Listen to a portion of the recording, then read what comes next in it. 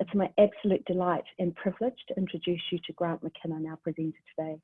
Grant's the founder and managing director of GRM and Associates, which is a specialist risk culture advisory firm supporting clients across financial services, real estate and construction, energy and resources, professional services and government sectors. He previously established and led a risk culture centre of expertise for Deloitte's member firms across the globe, and was a contributing author to the Australian federal government risk management policy. Now, before I hand over to Grant, I just want to let you know that if anyone's got a question throughout the presentation, please use the chat function and we'll hopefully have time for Q&A at the end. So on that note, Grant, thank you very much for being here today. Welcome, and over to you. Thank you, kia ora, and good morning. I'll just minimize the video so it doesn't distract me too much. Thank you for joining this morning. I hope in the next hour we have an opportunity to go through some lessons learned that we've certainly experienced across the industry, both in what I've seen here domestically in Australia. I'm based in Sydney, through New Zealand, but also through other jurisdictions. In terms of the content, my intent is to step through it relatively quickly. I think that the value of these sorts of conversations is just that, the ability to ask questions and to have discussions. So we'll have time at the end for us to work through some of those questions that you may have. In terms of backgrounds, so as Teresa said, in terms of introduction, my background is actually operations research. So I look at culture through the lens of systems, be it biological systems, organizational systems, production systems, or whatever. And it's a perspective that I think is growing increasing relevance in the conversation of culture and risk culture, in that historically a lot of organizations, when they think about culture, the analogy is behavior. You know, if we change behavior, then we change culture.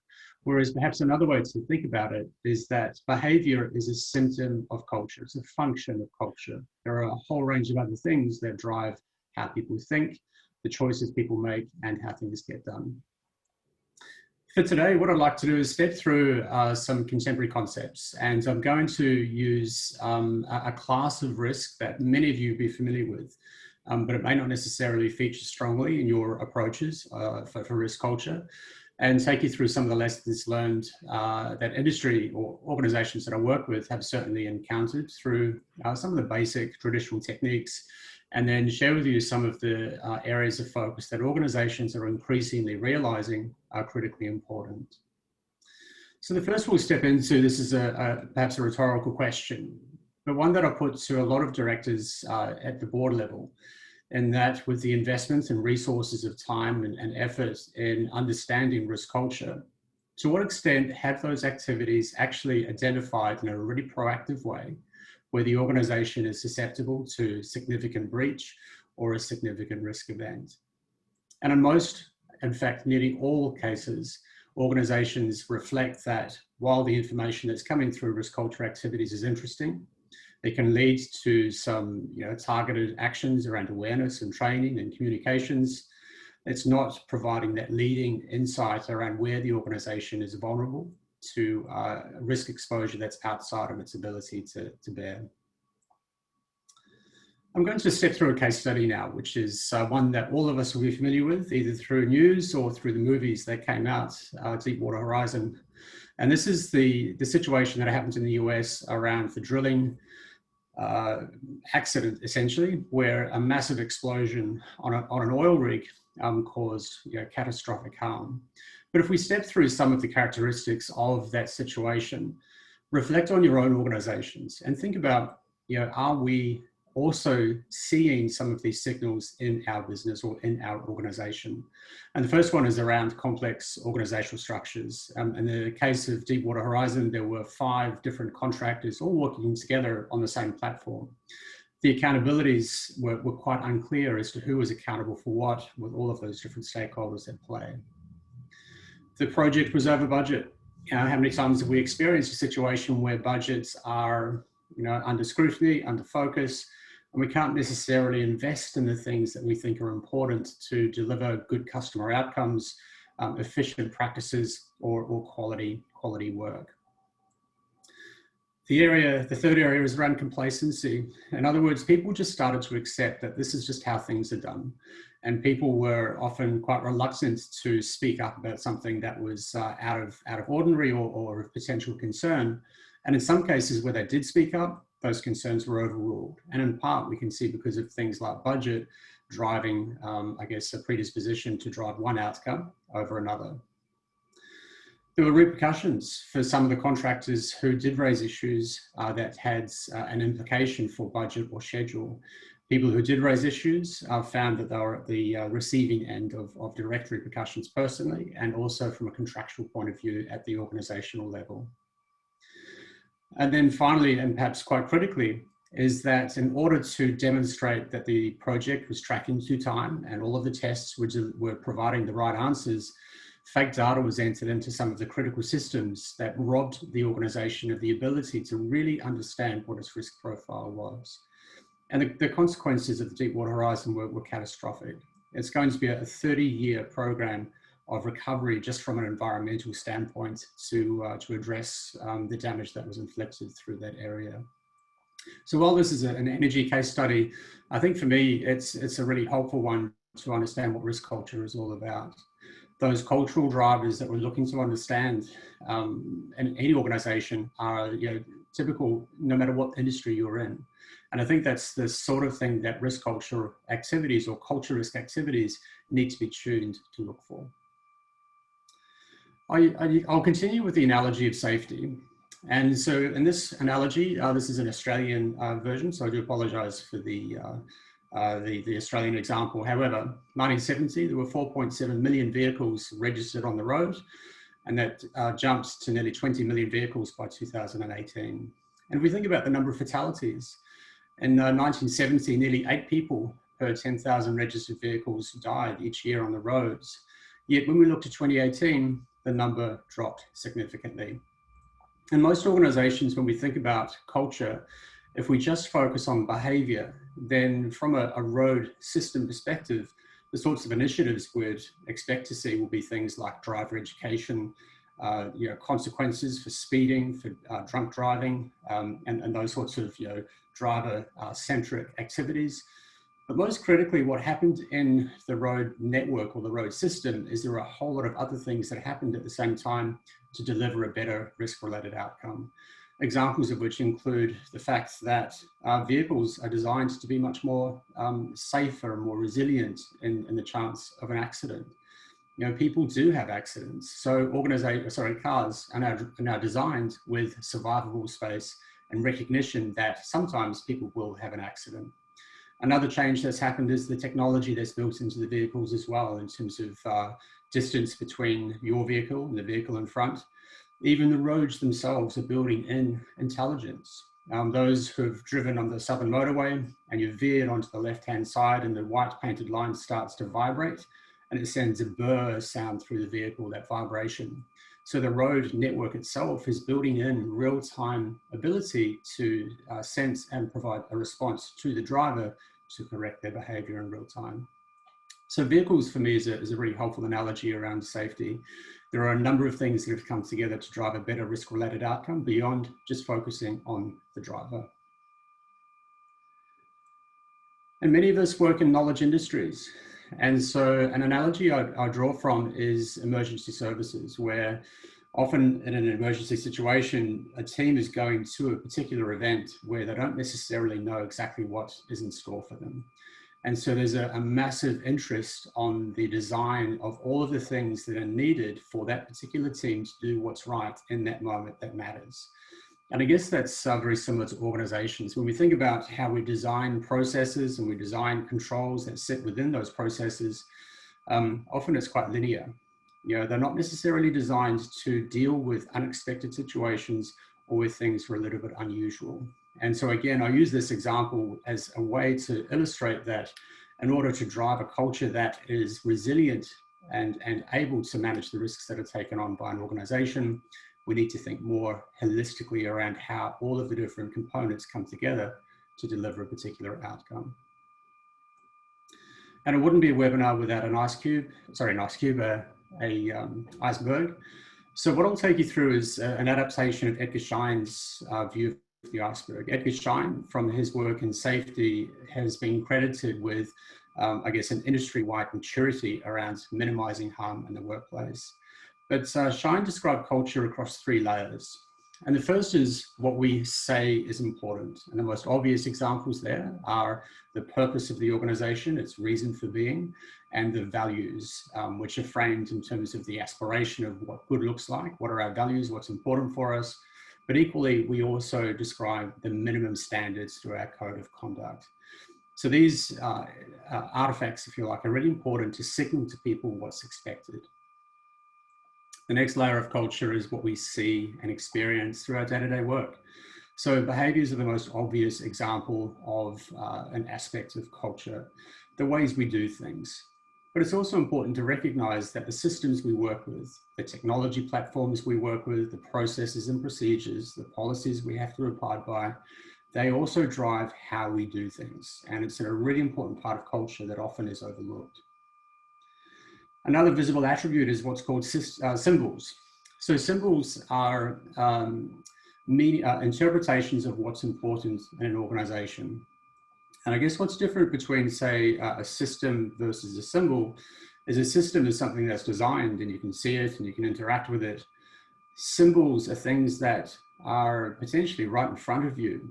But if you're in an environment where there's many, many different people looking at that same symbol, you may each take away a different meaning of what's important. Examples of symbols, in one organization, this is going back through my career, there was a massive transformation program where the organization elected to reduce the number of organizational layers. They flattened their hierarchy. And the message from the chief executive was, we're all equal here. Yet the chief executive still had their named car space closest to the front door. So we're equal, but the CEO is more equal than others. Another example of a symbol is where people get promoted on the back of fantastic business performance. And we see that, or we perhaps less so now, but we see that in sales organizations where high potential or high flying sales executives or agents drive a very strong financial outcome. They get promoted, but we don't necessarily give sufficient regard for how they deliver those results. So that's symbolic of, if you deliver the numbers, how you get there is less important. And the third layer of culture is what's really described as the cognitive.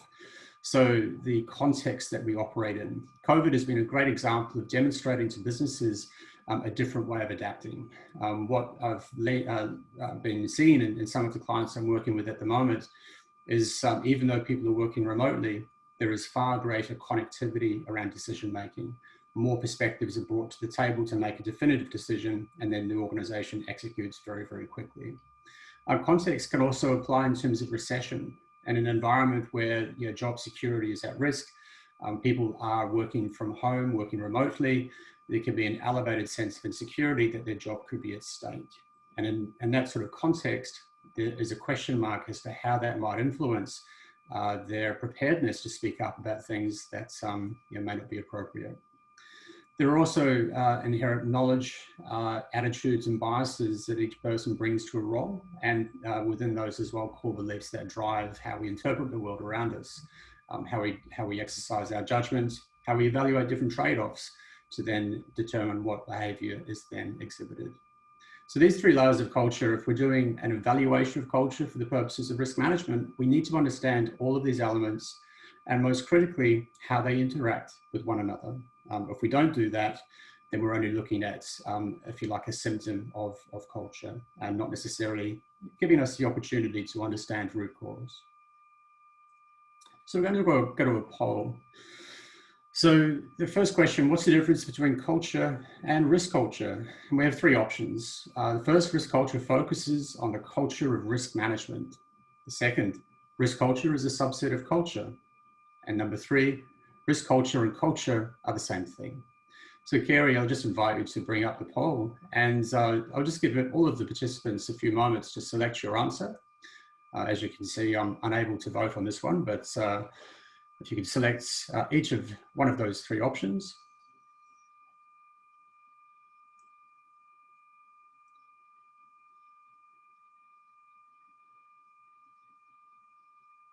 Thank you, Kerry. Let's end the poll there and have a look at the results.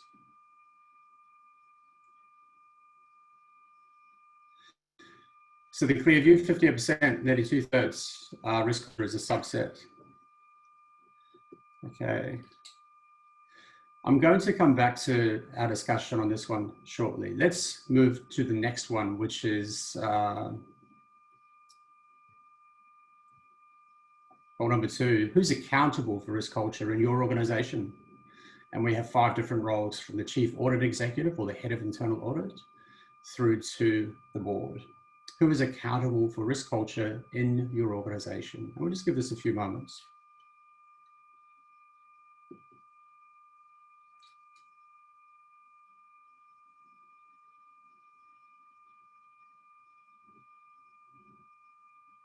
Okay, let's close the vote and reveal the results. The board. Okay. I guess what's interesting here is no one has indicated the Chief Human Resources Officer is accountable for risk culture, and the board having primary accountability for culture or risk culture in an organization.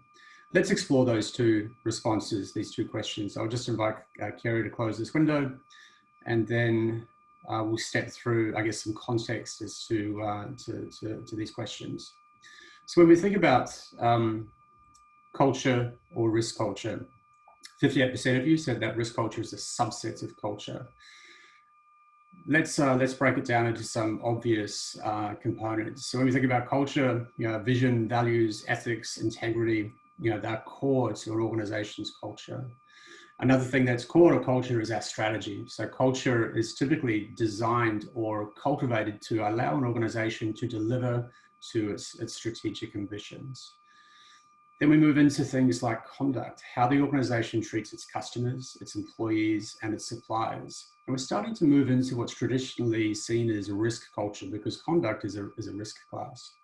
Interestingly, out of the UK in particular, while the mis-selling scandals of personal protection insurance have been, I guess, well documented in the UK and has driven billions and billions of dollars in compensation, the regulators in the UK are increasingly looking to understand how the organisation treats other important stakeholders, be they suppliers, employees, partners, so on and so forth. In Australia, and I'm not sure the extent to which through New Zealand, but there have been many cases where organisations have systemically underpaid employees. They have deliberately underpaid employees to the tunes of hundreds of millions of dollars.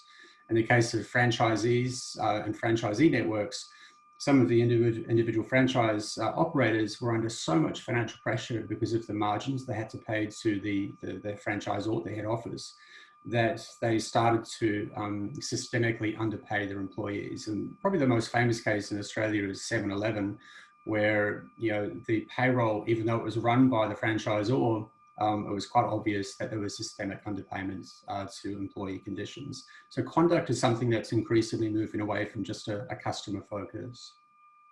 Then we move into compliance, and compliance is something that's definitely feels quite like risk culture. And finally, we have risk, of course, which is a focus on the financial as well as the non-financial risks in an organization. So when we think about risk culture and risk culture being a subset, one of the challenges that boards in particular focus on is the organization's ability to deliver strategy.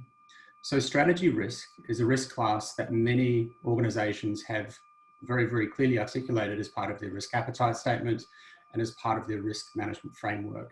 So therefore, strategy should really be a part of risk culture as well, because it is a clear and important non-financial risk. But then we think about purpose, values, and ethics. Organizations, again, are increasingly aware of the reputational harm that can come about if employees within the business demonstrate conduct that is unethical or immoral or causes harm to different stakeholders.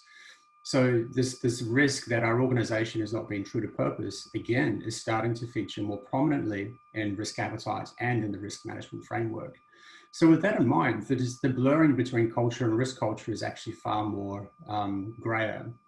And so what organizations are increasingly doing is recognizing that actually culture has to deliver to purpose, strategy, and within an environment where risks are sufficiently understood and appropriately managed.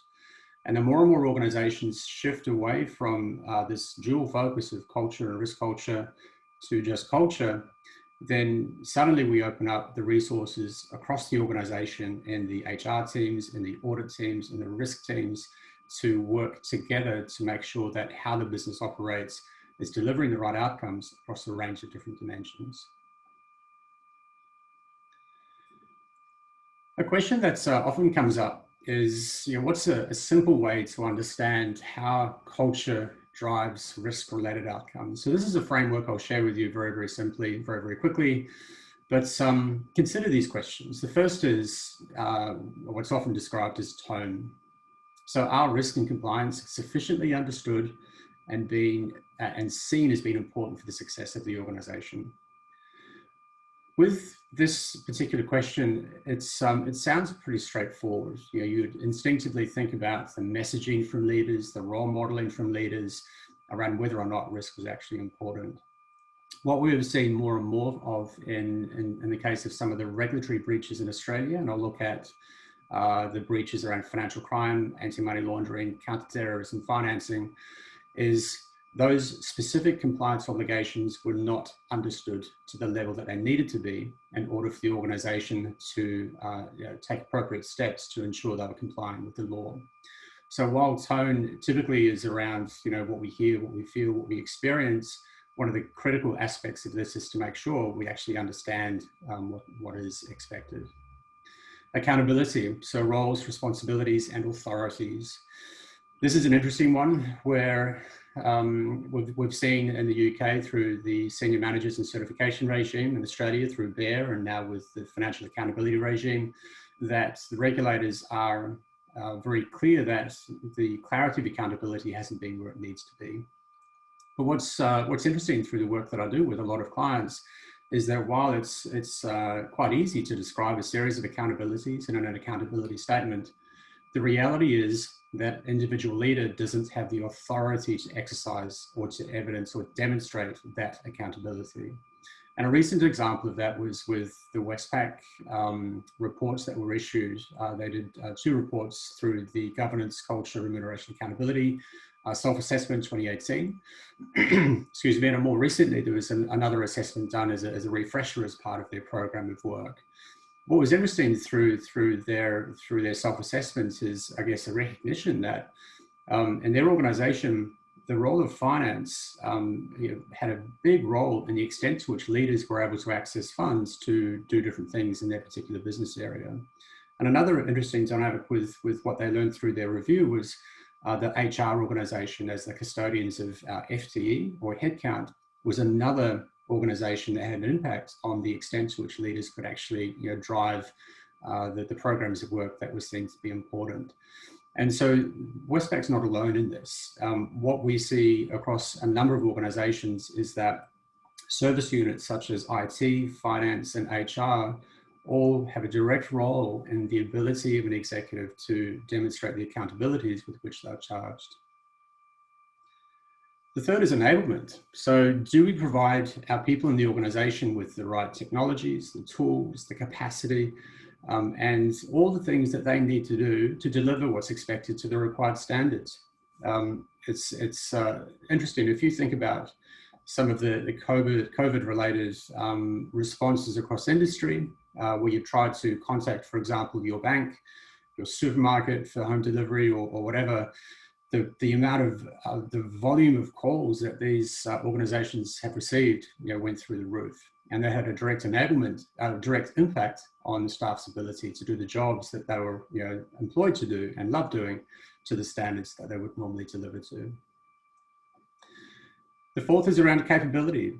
Do people really have the required skills, knowledge, experience to do everything that's expected of them?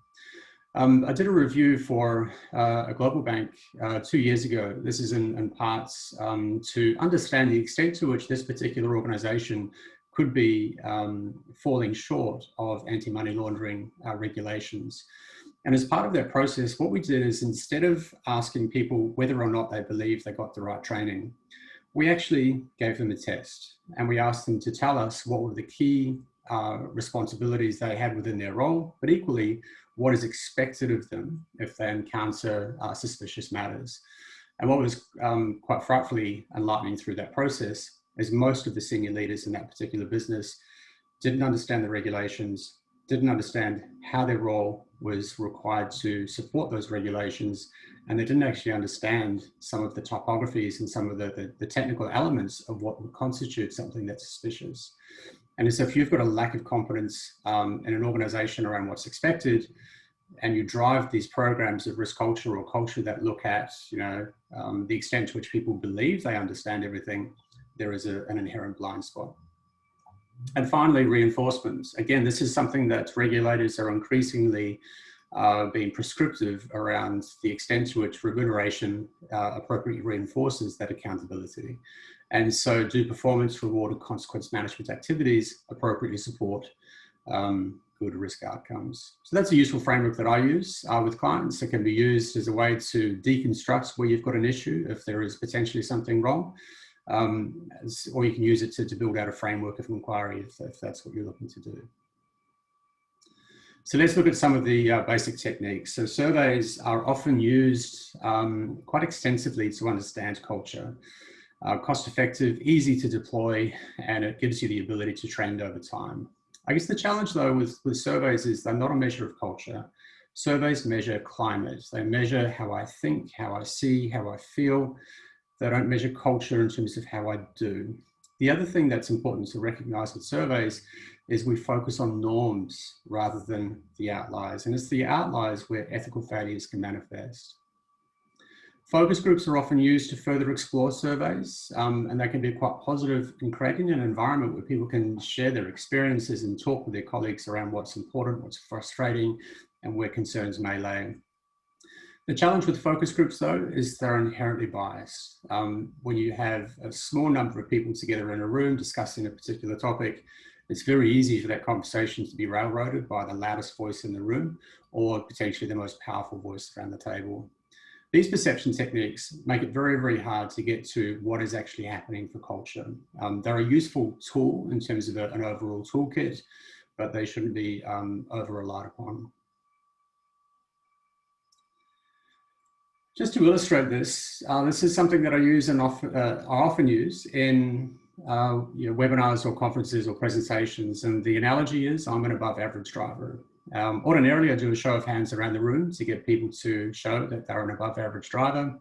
And instinctively, I can predict that most people would put their hand up, which simply defies the laws of averages. And this is the situation here. This was taken from a mobile phone camera. These are being rolled out through New South Wales. And in this particular example, it's quite obvious that the driver is using their mobile phone while they're driving, and worse, their passenger is actually using or in control of the vehicle. So if we were to ask this person, are you a good driver? The response is probably going to be, yeah, because I can do all of this stuff and drive my car safely. So perceptions, surveys, focus groups, and so on and so forth are inherently problematic if people don't have a very clear understanding from the outset of what good looks like and the extent to which they can objectively evaluate themselves against that standard. Another common technique is dashboards. So as risk professionals, a lot of people are very comfortable operating in an environment where we can metricate, we can trend, we can color code, we can rate. Dashboards are really easy to roll out, easy to design. You can provide some interesting perspectives, and they can be used to trigger where further work might be helpful. However, with dashboards, it assumes that everything is captured in those formal systems. They also are very, very limited in their ability to convey some of the non-financial risks that an organization is facing. They're largely retrospective. But the key one for me is the dashboards can be manipulated, and they often are, and particularly around quarter end or around a particular point in time that's important for that particular leader. As a bit of practice, what we're seeing is those selected KPIs, rather than them being recorded in a culture dashboard or a risk culture dashboard, they're built into performance. So that way performance is deliberately considering some of the how considerations for how performance is achieved in addition to the outcomes themselves.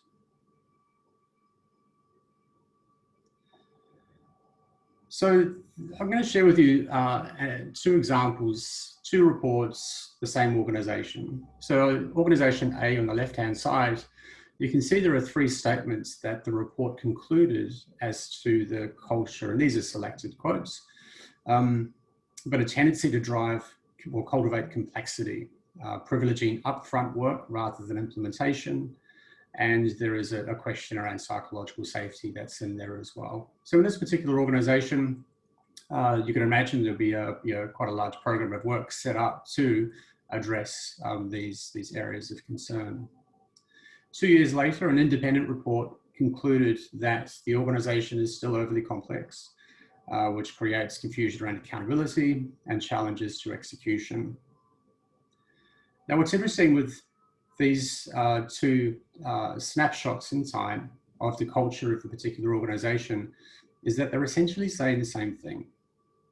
And so the question that I would put to you, and perhaps this is something that you could do through Zoom comments, is how confident are you that the report that was commissioned for Organisation A in the first time period, did they really understand their culture? Did they really understand what was driving their culture? Or perhaps, do they just report on the symptoms of culture? Because it's quite clear when we look at the time difference between what happens with these two reports, that the fundamental issues haven't changed.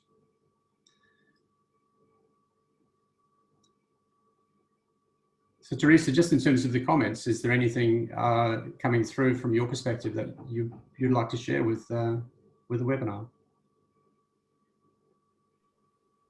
Yeah, so we've got one question here from Stephen Aldrich, who says that he sees a lot of content out there about developing metrics and dashboards, but less on what actual metrics should be included.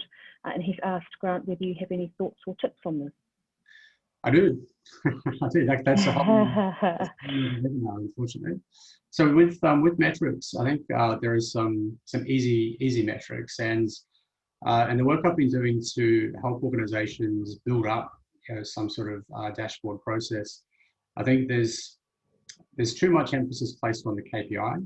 What is the percentage of people that have completed their mandatory training, percentage of leaders with risk goals, the percentage of leaders who are women. These are very important metrics in isolation, but they don't necessarily tell us a lot about the culture. And I think what organizations are increasingly doing is thinking about, well, if we bring information from different sources together around a particular topic, what does it tell us? And increasingly organizations are moving away from a metricated dashboard to one which is a narrative, one which objectively interprets and concludes how that aspect of culture is delivering the organization's strategy, purpose, and within the appetite that's stated.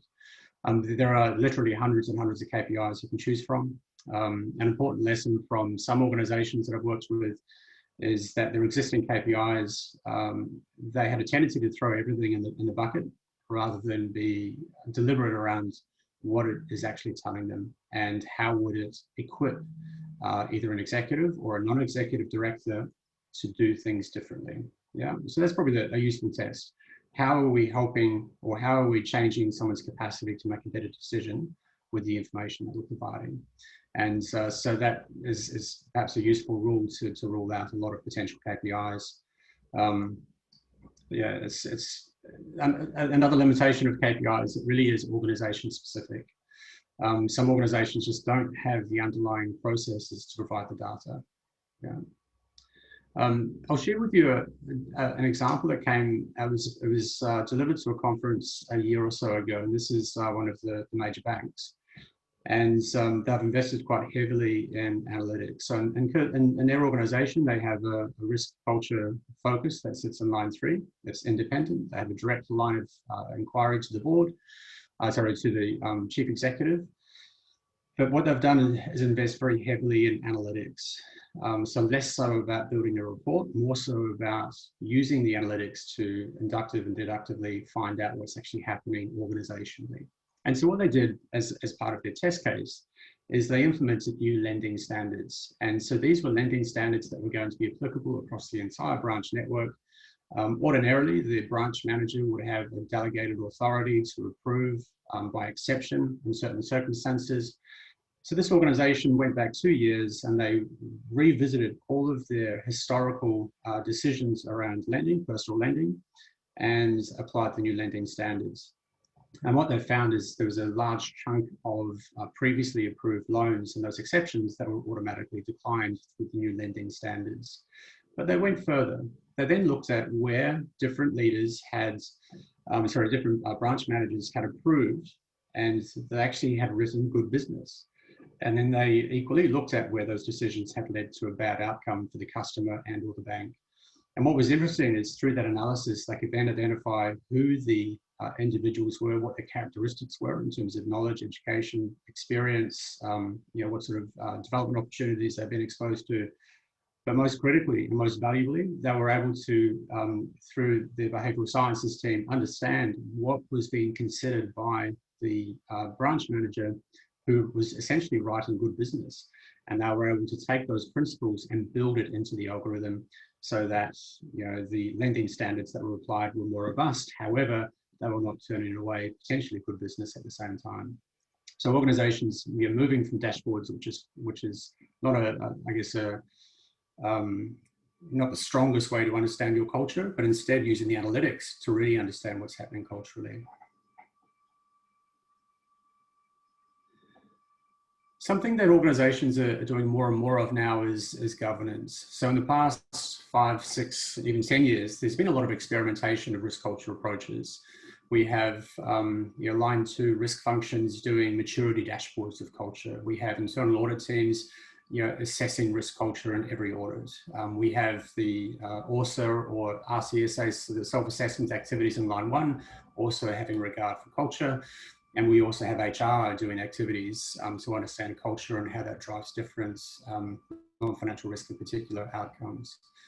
But one of the fundamental questions that often isn't asked from the outset is, what does the board need to do to evidence an appropriate discharge of their responsibilities as they relate to culture?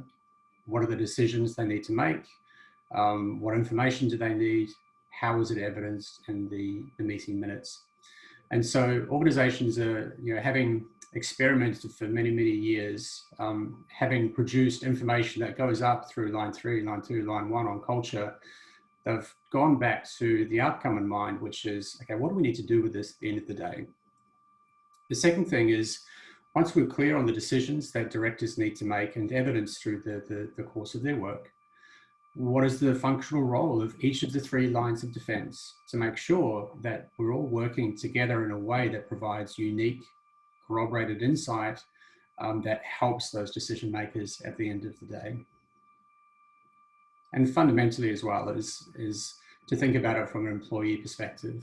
How many times do organizations ask people in the business or organization questions around risk management, culture, customer? And invariably what happens in a lot of organizations is staff get asked many, many times from many, many different sources, but ultimately nothing substantive is done to fix the issue. And so organizations are increasingly, increasingly thinking about, well, how do we ask once to get the information we need to then drive the right actions as a consequence? So to wrap up, I'll step through some of the key lessons that we've seen across the industry. And the first is these silo approaches across audit, risk, and line 1 around what happens with culture. Invariably, if audit provides a report on risk culture, there's an action plan that has to come off the back of it. Likewise, if line 2 does an evaluation of culture, there's an action plan that comes off the back of it. And so those executives are then managing multiple action plans that don't consider culture holistically.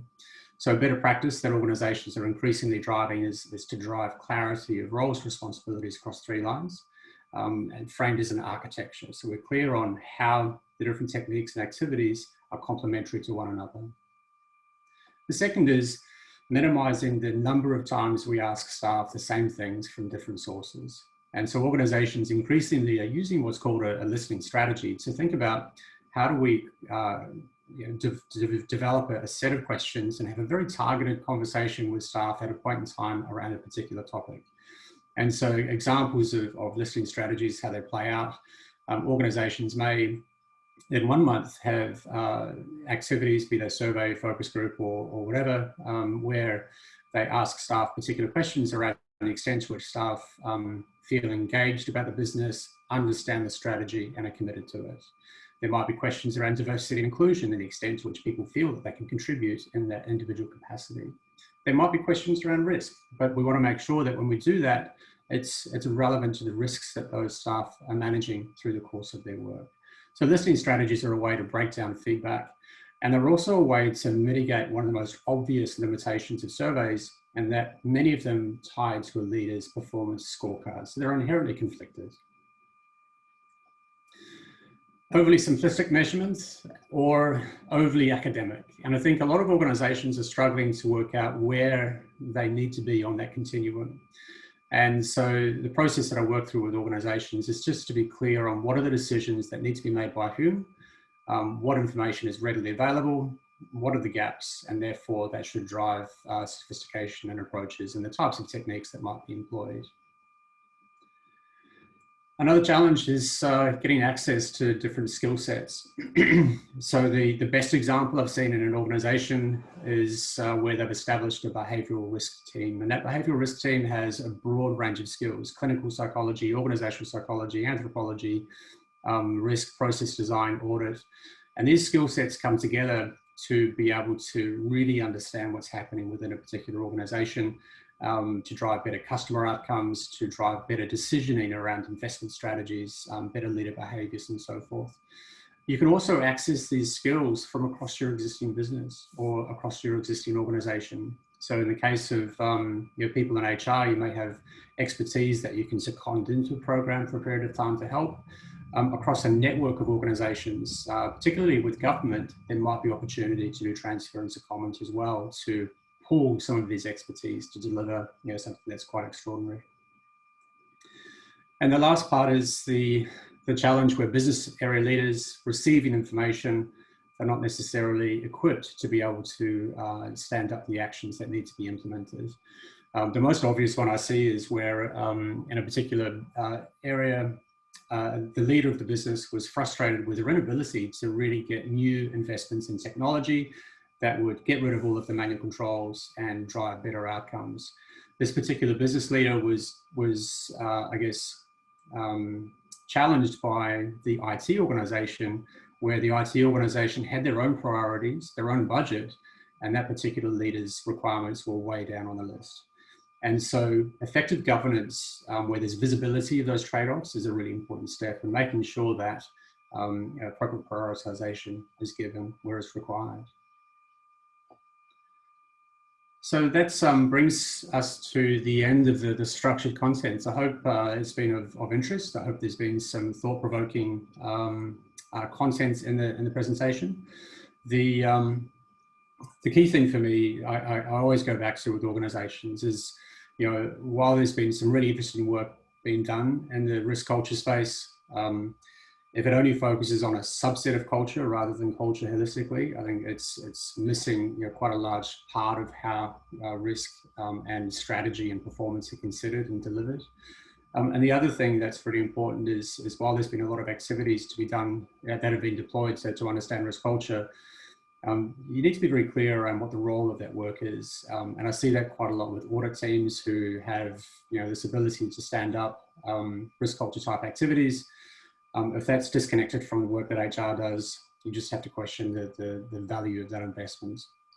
So I'll leave it there in terms of the formal structure, but very, very keen to hear your questions. Yeah, we've had three more questions come through, Grant. The first one is from Carl Horsley, who has asked whether we should be thinking about organisational culture, so one culture, or cultures. So, obviously have very different symbolic meanings.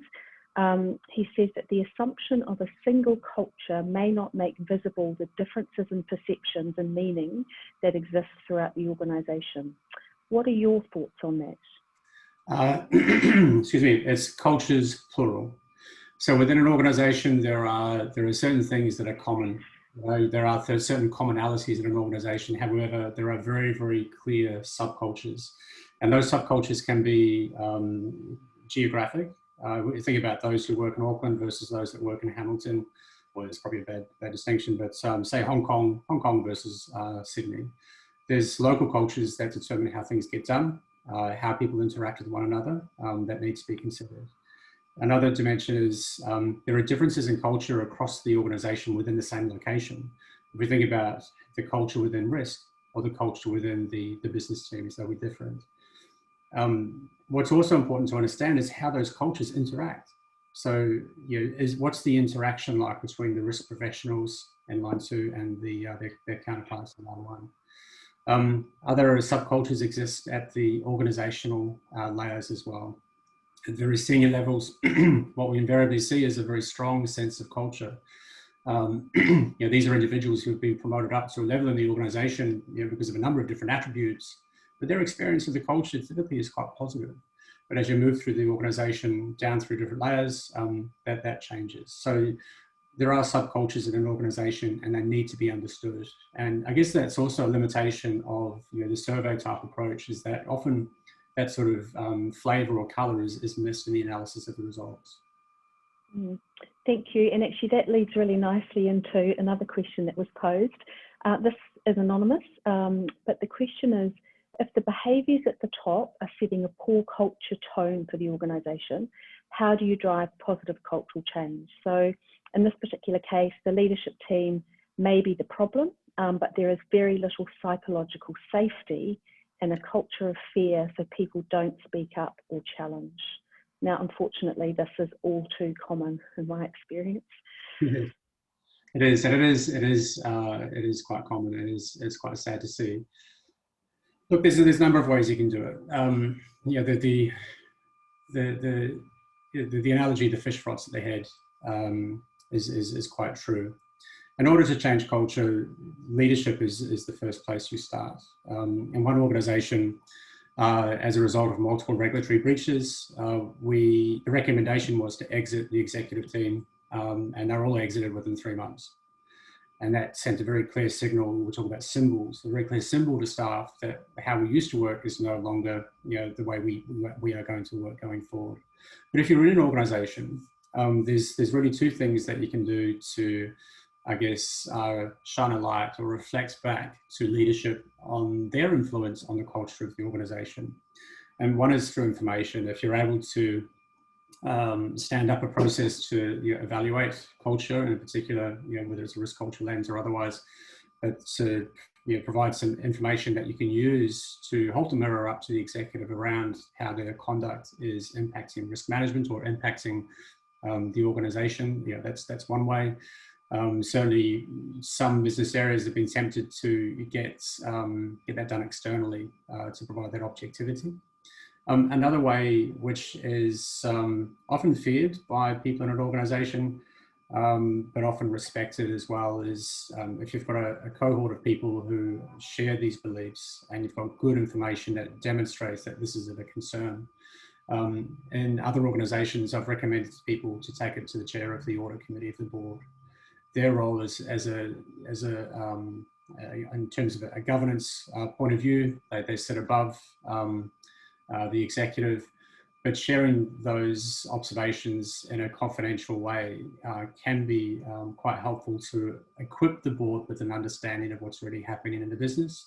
That can change how they interrogate, challenge, hold leaders to account. It can also change the extent to which leaders are open to getting feedback on their culture. It's a relatively high risk strategy if you don't have a board that you're confident would protect the anonymity, but that's something that a couple of organisations have done in the past as well. Otherwise, the final thing you could do is to leave. Yeah, great, thank you. And I think you've actually inadvertently also answered another question that we had from Sai Chung Lu in relation to providing examples of culture feedback activities. Those 2 questions tie quite nicely together. We've got a question from Gavin Pearce, who is interested in any examples or case studies that you can share of companies who've improved their culture and seen a subsequent improvement in performance that could actually be tied back to the change in culture. Yeah, there's many examples. I think there's, let me reflect for a moment. There's many examples of companies that have had a deliberate focus on culture to drive better performance. I think what's unique in a regulated environment is those case studies lose a bit of relevance, or lose a bit of ability to clearly associate. The one organization I've worked with quite extensively many years ago to help them set up their focus on risk mindsets and behaviors, as it was described back then. One of the things they've done in time is to, I guess, cement the value of those insights in driving the right decisions, the standards of ethical conduct, and ultimately business performance. They're an organization that drives their success on the back of being very strongly entrepreneurial, but for people to work within very, very clear guardrails. So without naming the organization, that's one example where being very clear on how people are equipped to understand what they can and can't do, what the appetite is, provided with the skills and development. If they've got examples. I think from top of mind, there are probably just more examples of where a lack of focus on culture hasn't worked, rather than one that stands out as being one that we can really champion and talk about openly. Sorry about that. Great, thank you. Yeah, now we've got two. I think we've probably got time for two more questions. This next one is anonymous. How would you address risk culture maturity uplift when HR and risk aren't aligned or don't share a common view of how important culture or risk culture is, and therefore aren't driving a unified and consistent tone from the top? Again, another really common challenge. It is, and I reflect on the last 10 years. That has been one of the biggest challenges. HR as the custodians of culture, and risk driving this appetite for a perspective of how culture is driving certain outcomes, and the two don't necessarily go well together. I think there's a number of techniques, and one organization we re-established what the role of HR was as it related to risk management. So it's going back to the 3 lines model almost, and to be clear that there is an expectation that HR, through its programs of remuneration, accountability, leadership developments, listening strategies, had to have regard for culture. An organization I'm working with right now, what we're doing differently is that we're focusing on the board committees. And so when we think about the typical committee structure, you've got the audit committee, risk committee, the people and culture committee. We've actually rewritten the charters of those individual committees to require the directors to ask for information around how culture is driving different outcomes. Each of those committees have a slightly different focus. So the Park Committee, they're the ones who communicate risk culture to the board. The Board Risk Committee is the one that provides further insight around how that culture is driving risk-related outcomes and incidents. And then the role of audit is to provide assurance that all of the activities and the resulting information provided to those committees is reliable. That level of assurance is there. So through the board committees is one way to drive a need to work together. In other organizations, we've actually piloted assessment where we've done risk culture assessments in HR and in line 2 risk. Because it's quite challenging when we're looking from our own perspective into another part of the business. It's very easy to say that, look, they're different, they don't understand it, we're not working together, but we don't have that common language. So doing assessments individually on each of those 2 areas can actually help uncover that there is actually a lot in common, and it can start to build the conversation around how we can work together and where the opportunities are. Failing that, it's really more being more prescriptive around requiring through the accountabilities of the CHRO and the CRO to be accountable for risk-related culture. ANZ as an example, the CHRO and the CRO have a 50-50 accountability for a focus on risk culture for the organisation. They're not accountable for risk culture, but they drive the programs.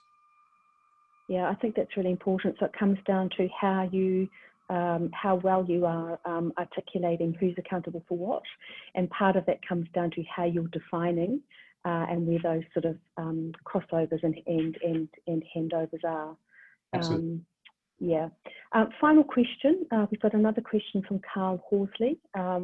who states that it's interesting to consider to what extent our current tools or methods mean that we are blind to particular types of risk.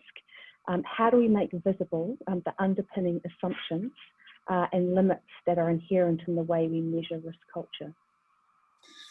So I guess what's interesting, I reflect on my career experience. I spent nearly 9 years in airlines, and in an airline environment, it's heavily operational, but there's a lot of risk, obviously, in an airline environment with regards to safety and incidents and catastrophic failure. But if I compare knowledge workers from process workers in terms of those operational environments, in an operational sense, risk is built in. People instinctively know these are the things I've got to make sure I get right in my job. In a knowledge worker environment, risk is more abstract. And we talk about risk in this abstract sense of, we've got risk and we need to escalate and speak up and so on and so forth.